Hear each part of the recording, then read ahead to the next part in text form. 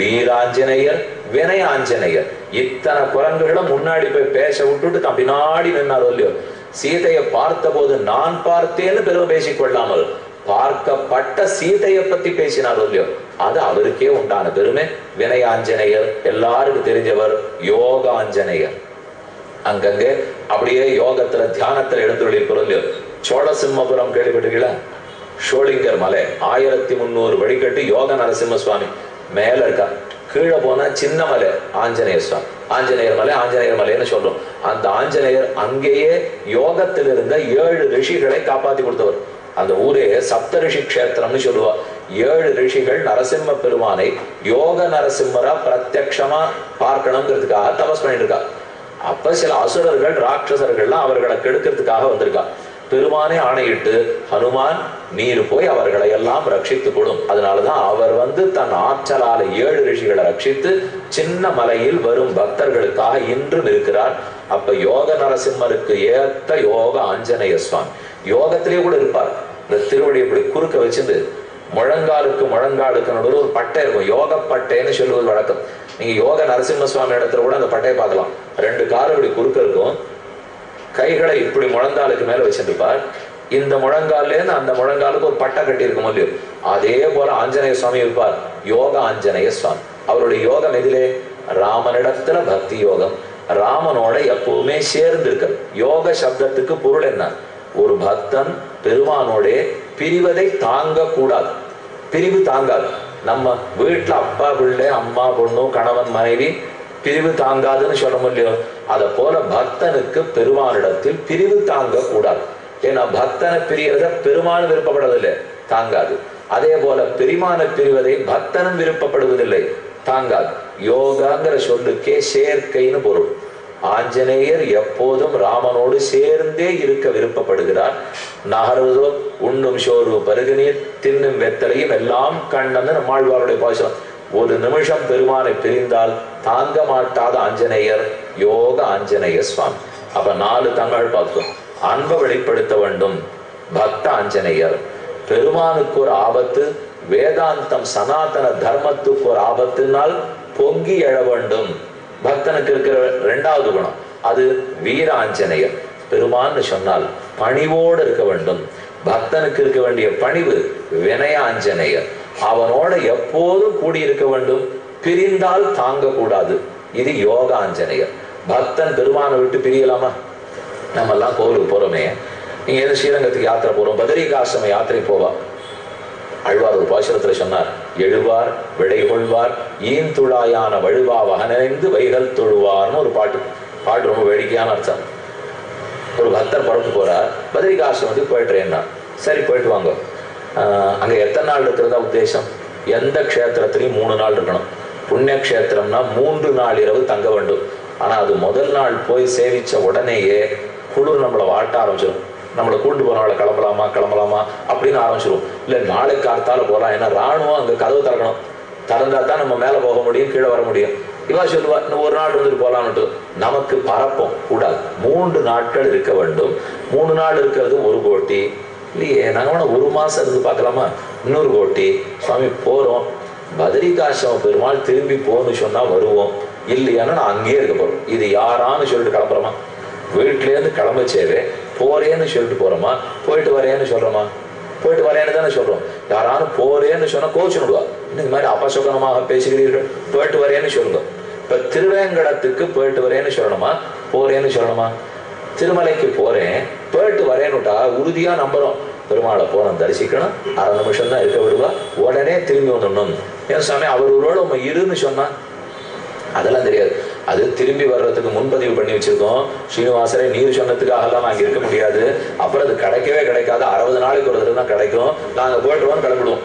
இப்படி இருக்கக்கூடாது. ஒரு பக்தன் இருந்தால் தைரியமா பெருமாள் ஏத்துக்கு போறான்னு போகணும், திரும்ப வர சொன்னா வருவோம், இல்லைன்னா அங்க இருப்போம். இதுதான் யோகம். யோகம்ங்கிறது சேர்க்கை எப்படி இருக்கணும்னால், அவர் எப்ப போன்னு சொல்றாரோ போவோம். அவர் ஏன் போன்னு சொல்ல போறாரு? அவர் தான் வருவரான்னு காத்திருக்காரு இல்லையோ. அதனாலதான் ஆஞ்சநேயர் இந்த லோகத்தோட இருந்துட்டார். ராமனை கண்ட கண்கள் மத்தொன்னை காணா வைகுந்தமே வேணாம்னுட்டு பூலோகத்தோடு இருக்கார். என்னால் ராமனோட சேர்ந்தவர் மற்றொன்றவர் எதிர்பார்க்கவே இல்லை. இந்த எண்ணம் ஒரு பக்தனிடத்திலும் இருக்க வேண்டும். அடுத்து 5வது ஆஞ்சநேயர் காரிய சித்தி ஆஞ்சநேயர். ஒரு காரியத்தை நன்னா முடிச்சு கொடுக்கணும் இல்லையா, அவர் அந்த ஆஞ்சநேயர் பத்தி ரொம்ப ஆச்சரியமான ஒரு சரித்திரம். யோகாஞ்சநேயர் தியானம் சேர்க்கை. அதற்காக ஒரு காரியம் நடக்க வேணுமானால் சரித்திரம், யுத்தம் நடந்துருக்கு, பிரம்மாஸ்திரத்தை பிரயோகம் பண்ணிட்டான், எல்லாரையும் கட்டி எடுத்து மொத்த சேனையே மூர்ச்சை அடைந்து மயக்கமா கீழே கிடக்கிறது. ராமனும் மயங்கிய நிலையில இருக்கார், லக்ஷ்மணனும் மயங்கிய நிலையில இருக்கார். விபீஷணன் மட்டும் ராட்சசனானபடியாலே இதுக்கு கட்டுப்படவில்லை. அவர் அப்படி யாரெல்லாம் இன்னும் முழிச்சுட்டு இருக்கான்னு சுத்தி சுத்தி பாக்குறார். பார்த்துட்டே வச்சு ஜாம்பவான் எழுந்துட்டார். என்ன பிரம்மாவனுடைய குமாரர் அவர், பிரமனுக்கே பிறந்ததுனால பிரம்மாஸ்திரம் அவர் ஒன்றும் பண்ணல. நேத்து நம்ம பார்த்திருக்கோம் ஆஞ்சநேயரை பிரம்மாஸ்திரம் ஒன்றும் பண்ணாதுன்னு. இருந்தாலும் அப்ப ஆஞ்சநேயர் கண்ணப்படல. விபீஷணனை முதல்ல ஜாம்பவான் தான் சந்திக்கிறார். சந்தித்த உடனே என்ன தெரியுமோ கேட்டார், ராமன் சுகமா இருக்காரா கேட்கல, சுக்ரீவன் நலமாள்ளாளா கேட்கல, ஹனுமார் உயிரோடு இருக்காரான்னார் ஜாம்பவான். விபீஷணனுக்கு ரொம்ப ஆச்சரியம். என்ன உங்க போட்டியில ராஜா நன்னா இருக்காரான்னு கேட்க மாட்டீங்களா, ராமன் நன்னா இருக்காரா கேட்க மாட்டீங்களா, இது யாரோ ஒரு ஹனுமார் நன்னா இருக்காரா கேட்கறீர் என்ன சொல்றதுக்கு ஜாம்பவான் என்ன தெரியுமோ பதில் சொன்னார், அவர் இருந்தா தான் ராமன் இருப்பார், அவர் இருந்தா தான் லக்ஷ்மணன் இருப்பார், அவர் இருந்தா தான் லோகமே இருக்கும், அதனாலதான் அவர் இருக்காரா கேட்கிறேன்னால் திருப்பி கேட்கிறார், அப்படி என்னதான் அவர் உங்களுக்கு பண்ணுவார்னா எங்க அனைத்து காரியத்தையும் சித்தி ஏற்படுத்துறது அவர் தான். அவர் அதனாலதான் காரிய சித்தி ஆஞ்சநேயரா இருக்கார். நம்ம எங்க போறச்சவும் பிரார்த்திக்கிறோம் இல்லையோ, ராமதூத கிருபாசந்தோ மத்காரியம் சாதய பிரபோ, என்னுடைய காரியத்தை நடத்தி கொடு, நீர் எப்படி இருக்கிறீர், உனக்கு எதுதான் சுலபம் எல்லாத்தையும் நீ சுலபமா நடத்தி விடுறீர், அசாத்திய சாதக சுவாமின்னு அசாத்தியம் தவக்கிம் வத, சாதிக்க முடியாததையெல்லாம் சாதித்து முடிப்பவரே, உமக்கு எதுதான் கடினம், அனைத்தும் எளிது, ஆகவே அடியனுடைய காரியத்தை நடத்தி கொடுக்கணும். பிரம்மாஸ்திரத்துல கட்டுப்பட்டு இருக்கிறச்சே ஒருத்தரா எழுந்து வரும்போது ஹனுமான் உயிரோடு இருக்காரான்னு கேட்கச்சே வந்துட்டார் அவர். அப்போதே ஆஞ்சநேயர் தானே எழுந்து வந்துட்டார். வந்தவர் ஜாம்பவான் சொல்றதை கேட்டுட்டே வரார். அவர் கண்ணுல ஜலமே வந்துடுச்சு. இந்த நீச்சல போயா இவ்வளவு தூரம் நம்பிட்டு இருக்கீள் என்று சொல்லி ஜாம்பவான் காலில் விழுந்து வணங்கி அவர் எடுத்து அணைச்சிட்டு நல்ல வேளை நீர் இருக்கீர், அப்ப ராமன் இருந்து விடுவார் என்று நான் நம்புறேன்னு சொல்லியிருக்கணும்னால் எவ்வளவு அந்த பக்தனுக்கு அவரிடத்துல நெருக்கம் இருந்திருக்கணும். காரிய சித்தி ஆஞ்சநேயர் நம்முடைய காரியங்களை எல்லாம் நடத்துவார். ஆனா என்ன காரியத்தை கேட்கிறோங்கிறது முக்கியம். ராமனை பத்தின ஞானம், ராமனை பத்தின பக்தி, முக்தி, இந்த காரியங்களை கேட்கறது நல்லது.